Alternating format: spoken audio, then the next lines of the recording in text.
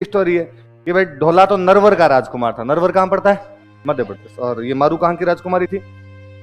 तो एक बार मारू के मम्मी पापा पुष्कर आए हुए थे, ढोला के मम्मी पापा पुष्कर आए हुए थे, राजा रानी थे यहाँ पुष्कर स्नान वगैरह करने। पुष्कर बड़ा मेला लगता है अपना, पुष्कर स्नान करने के लिए आए थे। वहां दोनों राजाओं ने आपस में बात की। ढोला 2.5 साल का था, मारू 1.5 साल की थी। तो ब्याह कर देते हैं। तुम्हारा ढोला मारू क्या कर दिया? ब्याह। मैंने कहा था मुकलावा बाद में होता था, कर रहे थे हम बात। अब भाई मारू पुगल चली गई, ढोला अपने वापस चला गया। थोड़े दिनों बाद ढोला के मम्मी पापा मर गए। ढोला राजा बन गया। ढोला ने राजा बनने के बाद अपनी एक शादी और कर ली। वो मालवा की एक राजकुमारी से शादी कर लेता जिसका नाम था मालवण। मालवा की राजकुमारी थी, इसके नाम क्या था उसका? मालवण नाम करके। और इस मारू को अपने वैसे नाम पूरा लिखते हैं तो बोलते हैं मारवण।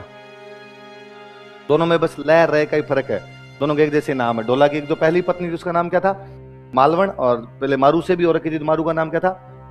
अब ढोला को तो बेचारे को पता ही नहीं था कि मैं जब टाबर था तब पापा ब्याह कर गए अपना। ढोला को इस बात की जानकारी नहीं थी। ढोला अपनी दूसरी पत्नी के साथ में एकदम राजी खुशी जीवन व्यतीत करता। उस दूसरी वाली को पता था कि इसके पहले एक ब्याह हो रखा है। उसने पूरे सूत्र जुगाड़ रखे थे एकदम।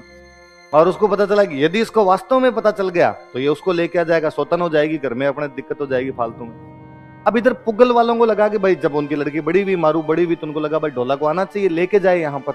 लेकिन ढोला उधर से आए नहीं लेने के लिए। तो पुगल वालों ने लेटर भेजे। तो वो जो पहले वाली थी मालवण जो थी, उसने नौकरों को कह रखा था कि पुगल से कोई लेटर आए पहले मुझे देना।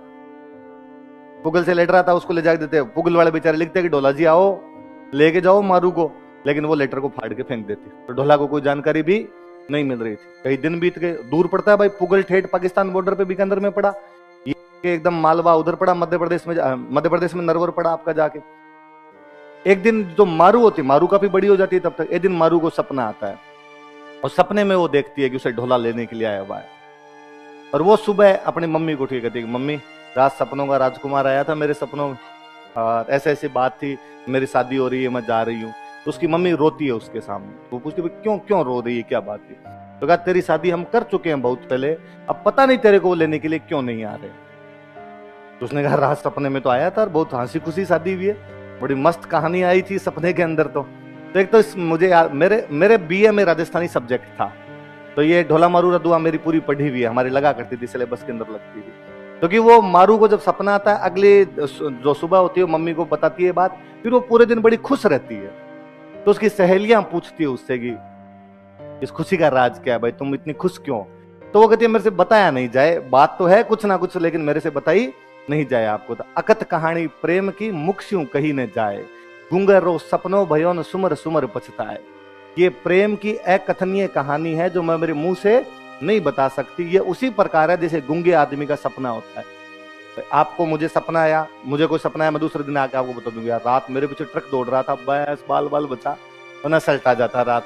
कोई सपना था अपने बताते हैं, और सपना थे आप अपने रूममेट को बता दो यार रात सपना है अपना सिलेक्शन हो गया था और मुझे तो लड्डू उड्डू मिल रहे थे, तू थोड़ा चूक गया था, बाकी अपना तो हो गया था। बताते हैं अपने सपना थोड़ा सा ऐसा। पर गूंगे आदमी को सपना है, गूंगा आदमी जो बोल नहीं सके उसको सपना है, बताने वाली बात है, पर वो क्या बता पाए? तो वो यूं राजी होता है अंदर ही अंदर। क्योंकि प्रेम जो होता है वो गूंगे के सपने की तरह होता है, जिसमें आदमी खुद अंदर ही अंदर राजी होता रहता है लेकिन किसी को बता नहीं सकता। फिर मारू को जब बात पता चली कि भाई वहां ये सिस्टम और वहां लेटर पहुंच ही नहीं पा रहे हैं अपने, तो मारू बाद में ढाडी जाति के लोग होते हैं। किस जाति के लोग होते हैं? ढाडी। उन ढाडी जाति के लोगों को वो गीत गाते हैं, उनको कहते हैं तुम जाओ ढोला को मेरा गीत सुनाओ जाके। वो ढोला के दरबार में जाते हैं, ढोला बैठा हुआ होता है, वो ढाडी जाके उसको गीत सुनाते हैं। गीत में उसको बताते हैं कि तेरे एक लुगाई उड़े उड़ावे कड़ा काग, इतनी दूर बैठी बैठी वो कागले उड़ा रही है, तुम्हें लाना चाहिए उसको। और ढोला को जब पता चलता है इस बात का, ढोला आके अपनी दूसरी वाइफ को कहता है उस मालवण को कि भाई मेरी तो एक शादी और हो रखी है, मैं वहां जाऊं। उसको लगा मरवा दिया, इसको पता भी चल गया। पर उसने कहा अभी गर्मी पड़ रही है, उधर बीकानेर साइड में तो और गर्मी पड़ती है, गर्मी में नहीं जाना चाहिए। तो ढोला बेचारा रुक जाता है वाइफ की बात मान के। थोड़े दिनों में बरसात का सीजन हुआ, उसने कहा बरसात में कौन घर से बाहर निकलता है, नदी नाले बहते रहते हैं, डूब डाब गए तो कहीं पे, वो बेचारा फिर नहीं जाता। सर्दियां आई, उसने कहा सर्दी मर जाओ बाहर तो सर्दी के अंदर, तो कई दिन वो फिर नहीं जाने देते, ऐसी कहानी है। फिर फाइनली एक दिन ढोला जब वो रात को सो रही होती है चुपचाप, उसने मैं लाऊंगा देखो। ढोला उधर से सिग्नल तोड़ ताड़ के आई गया अपने पुगल पहुंचा और पुगल जाके मारू को बाद में ऊंट पर बिठा के वापस ले। फिर और कहानी है बीच में, कई गुंडे आते हैं, डाकू आते हैं, ढोला उनको मारता हुआ वहां से निकलता है। अच्छी मतलब बॉलीवुड वाले यदि मूवी बनाई तो शानदार मूवी बने। तो वो जो कहानी है वो किसकी है? तो देखो यूं ढोला तलवार वलवार लिया हुआ, मूंछ के वंट लगाए हुए एकदम, मारू को रेगिस्तान के अंदर से होके लेके जा रहा है। तो ये जो है कौन किसकी कहानी है? ढोला।